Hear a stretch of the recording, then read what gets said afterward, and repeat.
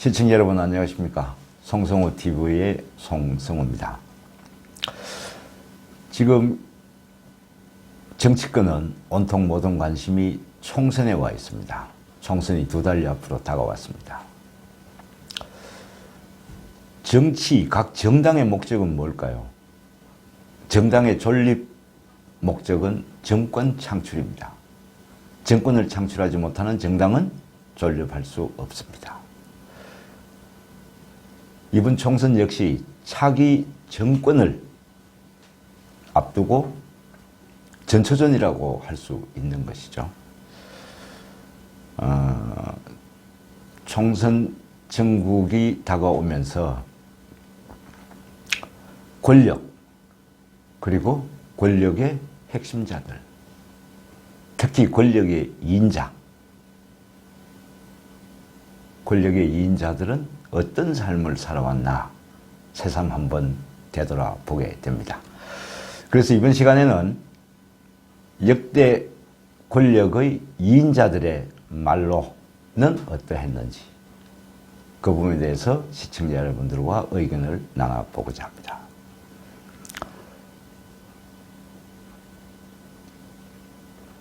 권력의 2인자, 그리고 권력층에서는 권력자와 권력자를 둘러싼 2인자, 3인자, 4인자, 10인자 이런 사이에서 권력을 유지하고 또 더 큰 권력을 얻기 위해서 권력의 이면에서 각종 업무, 암투 이런 것이 이루어질 수밖에 없습니다. 그 과정에서 어느 누군가는 절망하고 어느 누군가는 어깨를 펴고 또 어깨를 폈는가 한 그 누군가도 끝내는 또 절망하고 마는 이런 굴곡의 인생을 살 수밖에 없다는 말씀을 먼저 드려야 되겠습니다. 굽이치는 현대사의 물결 속에서 살아온 대한민국 현대사의 권력 2인자들의 말로는 어떠했을까? 지금부터 정리를 한번 해보겠습니다. 공통점은 권력의 2인자들은 대부분 감옥을 갔다는 겁니다. 별로 바람직하지 않은 공통점이죠. 권력에 너무 다가가면 타 죽고 너무 멀리 있으면 얼어 죽는다. 그 말을 새삼 떠올리게 합니다. 먼저 대표적인 권력의 2인자로서는 박정희 대통령의 김종필 전 총리를 들 수 있겠습니다. 5.16 군사혁명의 기획자였죠. 초대 중앙정보부 부장을 지냈습니다. 정보부를 창설했죠. 공화당도 창당을 하고 대일 청구권 협상도 주축이 돼서 했고, 그러나 이 김종필 전 총리도 권력 핵심들 간의 암투에서 2차례에 걸친 외유를 할 수밖에 없게 됩니다. 이때 나온 유명한 말이 있죠. 자의반, 타의반. 김종필 전 총리 정치 인생 43년을 둘러보면 화려하기 거지없습니다. 2차례 국무총리를 지냈죠. 9선 국회의원입니다. 지금까지도 최다선이죠. 기록을 아무도 깨지 못합니다. 공화당, 신민주공화당, 민주자유당, 자유민주연합 4개 정당을 창당을 했고 본인이 총재 또는 대표를 지냈습니다. 그러나 김종필 총리도 최고 권력, 그리고 최고 권력을 둘러싼 권력을 향한 그 또 다른 권력층에 의해서 견제를 받으면서 상김시 중에 유일하게 대통령이 되지 못한 채 생을 마감하고 말았습니다. 그래서 우리는 김종필 전 총리를 영원한 2인자라고 부릅니다. 전두환의 장세동 전 경호실장은 어떻습니까? 의리의 사나이 장세동. 권력의 세기로 따지면 어느 누구보다 셌죠. 육사 출신입니다. 그죠? 13대 때 국가안전기획부 부장을 지냈습니다.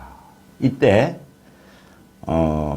박철원 전 체육부 장관을 특별 보좌관으로 영입을 했었죠. 청와대 경호실장을 지냈습니다. 유명한 일화가 있죠. 그냥 경호실은 대통령의 안전만 경호하는 것이 아니라 심리 경호도 해야 된다. 대통령의 심리가 편안해야지만 국가 운영이 잘 될 수 있다. 이런 심리 경호를 얘기하면서 아주 유명해졌습니다. 장세동 전 실장은 12.12 가담한 혐의로 구속이 돼서 3년 6월형을 선고받고 복역을 했습니다. 그리고 김영삼 대통령 말기에 당시 대통령 당선자인 김대중 전 대통령과 합의를 해서 이 장세동 전 경호실장을 사면하게 되죠. 그 이후에 복권이 됐습니다. 이때 유명한 일화가 또 있죠. 감옥에서 나오면서 전두환 대통령에게 인사를 갔습니다. 각하 휴가 다녀왔습니다. 노태우 대통령의 박철원 전 장관은 또 어떻습니까? 할 얘기가 너무 많죠. 육공의 황태자. 노태우 대통령의 부인 김옥숙 여사의 사촌 동생이죠. 노태우 정권 시절에 정무장관, 체육청소년부 장관, 그리고 당시 민정당 공천을 쥐락펴락했습니다. 그도 그럴 것이 박철원 전 장관은 노태우 정권 탄생의 1등 공신이죠. 노태우 정권 탄생의 기획자입니다. 박철원 전 장관은 사실은 국가를 위해서 일도 많이 했습니다. 여러분 잘 아시죠? 소련, 중국, 헝가리, 베트남, 라오스 이런 나라들과의 우리가 수교를 맺는데 결정적인 역할을 한 분이죠. 그리고 또 유명한 사건이 있었죠. 3당 합당. 3당 합당을 기획한 기획자이기도 합니다. 그러나 김영삼 대통령과의 심한 갈등을 겪으면서 김영삼 대통령이 대통령에 취임하면서부터 계속 견제를 받아오다가 결국은 구속이 됐습니다. 이른바 1993년에 터진 슬롯머신 사건이죠. 슬롯머신 업계에 있는 사람들이 정관계에 로비 자금을 뿌렸다. 그 사건으로 박철원 전 장관은 구속이 됐습니다.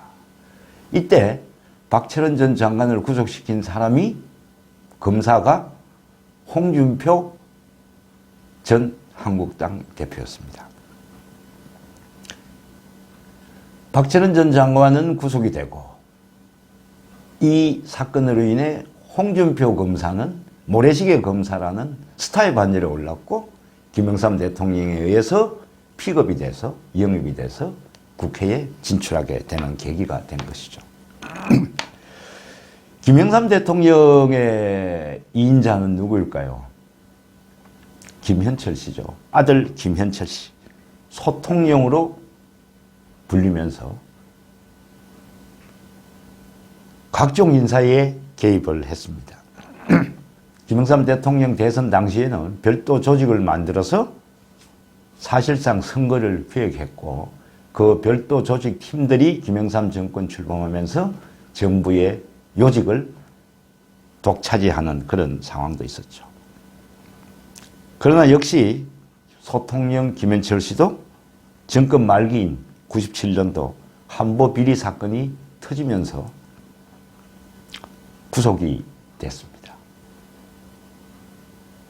대통령 재임 중 첫 번째로서 아들이 구속된 불명예스러운 현대사의 기록을 이때 만들게 된 것이죠.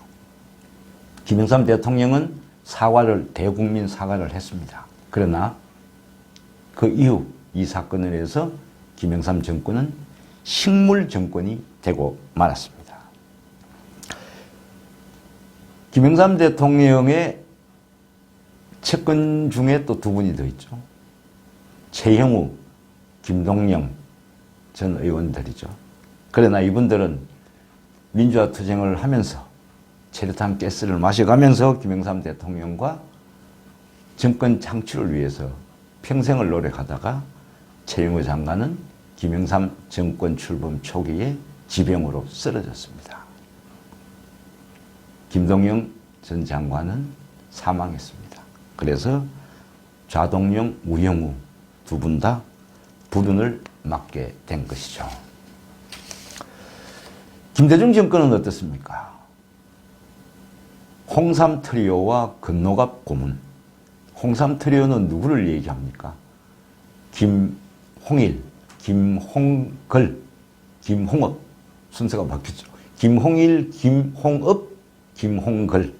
김대중 대통령의 삼형제를 이르는 말입니다. 삼형제 모두 구속이 됐습니다. 각종 사건에 연루가 됐죠. 김홍일 전 의원은 나라종검 사건으로 불구속 기소가 됐습니다. 둘째 홍업 씨는 아태재단 부의사장을 지냈죠. 김홍걸 씨는 역시 체육 복표 사업자 선정 과정에서 금품을 받은 혐의로 구속이 됐습니다. 둘째인 김홍업 씨는 지금 현재 김대중 재단의 이사장을 맡고 있습니다. 김홍업 씨는 뭐 저하고도 개인적인 친분 관계가 있습니다. 그래서 간혹 만나서 지금도 식사를 하곤 합니다만 본인은 굉장히 억울해합니다. 권력에 희생당했다는 거죠. 그래서 김홍업 씨는 요즘 거의 대외 활동을 하지 않고 정치권과는 거리를 두면서 조용히 지내고 있습니다. 김대중 대통령에 있어서 또 2인자 건노갑 고문이죠. 건노갑 고문은 자신의 자서전의 책 제목을 이름을 버팀목 인생이라고 했습니다. 버팀목이 뭡니까? 큰 나무가 똑바로 서 있기 위해서 옆에서 중심을 잡아주는 나무, 그것을 버팀목이라고 그러죠. 건노갑 고문 스스로가 자기는 김대중의 버팀목이었다, 이렇게 얘기를 합니다. 건노갑 고문도 불운했습니다. 그 가정 고생을 해서 김대중 정권을 탄생을 시켰는데 탄생되자마자 본인은 권력에 밀려서 일본으로 떠나 있을 수밖에 없습니다. 본인은 일본에서 귀국을 굉장히 하고 싶었는데 김대중 대통령을 둘러싼 권력자들은 건노갑 고문의 귀국을 막았습니다. 그래서 한참 뒤에야 건노갑 고문은 귀국을 할 수 있었습니다. 건노갑 고문도 역시 현대그룹 정몽원 회장으로부터 200억 원을 받았다는 혐의로 구속이 돼서 형을 꼬박 다 살고 나왔습니다. 건 고문은 이런 얘기를 자주 하십니다. 며칠 전에 참 건노갑 고문의 생신이었습니다. 원래 그 자리에 제가 좀 참석을 해서 축하를 드리려고 했는데 여러 가지 사항 때문에 참석하지 못했습니다. 아쉽습니다. 건 고문은 이런 얘기를 자주 하십니다.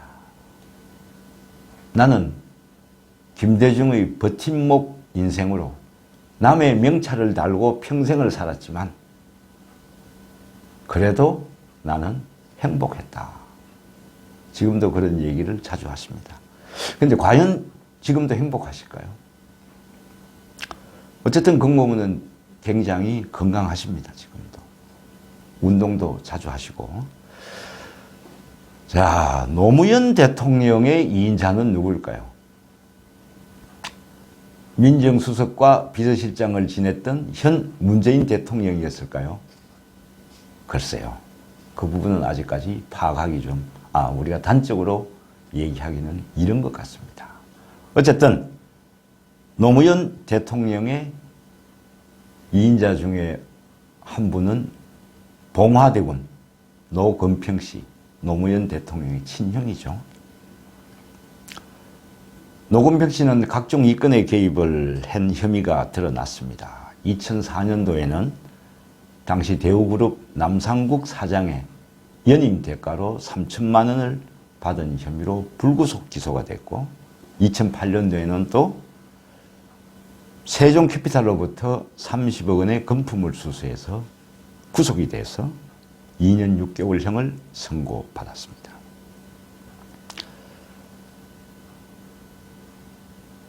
이명박 대통령 때는 어땠을까요? 만사형통, 모든 일은 형으로 통한다. 그렇습니다. 이상득 전 의원을 꼽을 수 있을 것 같습니다. 이상득 전 의원은 영일대군으로 또 이명박 대통령의 형이라는 의미에서 이명박 대통령 뒤에서 태종과 세종의 관계처럼 상왕이라고 불리기도 했습니다. 그야말로 막강한 권력을 휘둘렀죠. 그도 역시 2011년 수억 원대의 차명 계좌가 드러났고 저축은행 비리 사건으로 7억 원을 받아서 구속됐습니다. 역시 헌정사상 현직 대통령의 형이 구속되는 첫 사례를 기록했습니다. 박근혜 대통령 때 이인자는 누구를 꼽으면 될까요? 문고리 3인방? 비서일 뿐입니다. 그냥. 역시 그 유명한 최순실 씨를 꼽아야 되겠죠. 비선실세 최순실. 본인 이름을 바꿨다 그러죠. 최서원으로. 지금 박근혜 대통령이 탄핵되는데 그 사유를, 결정적 사유를 제시한 최순실 씨는 지금 구속이 돼서 감옥에 있습니다. 최태민 목사의 딸이죠. 자, 여러분들, 지금까지 우리가 역대 현대사의 대통령의 이인자들의 행보를 한번 봤습니다. 안타깝게도 대부분 구속이 됐고 그 이후가 좋지 않습니다. 그러면 문재인 정권의 이인자는 누구를 꼽아야 할까요? 여러분, 이 부분은 지금 현 정부를 운영하고 있는 정권이기 때문에 평가는 문재인 정권이 끝난 뒤에 우리가 다시 한번 해보도록 하시죠. 어쨌든 권력을 쫓는 사람들에게 우리는 이런 말을 들려줘야 할 것 같습니다. 권력에 가까이 가면 타 죽고 너무 멀리 가면 얼어 죽는다. 적당한 권력과의 거리. 권력을 쫓는 불나방이 되지 말고 타 죽지 말고 권력과 적당한 거리를 유지할 수 있는 그런 합리적인 생각들을 하면서 권력을 쫓기를 바랍니다. 송성호TV 송성호였습니다. 감사합니다.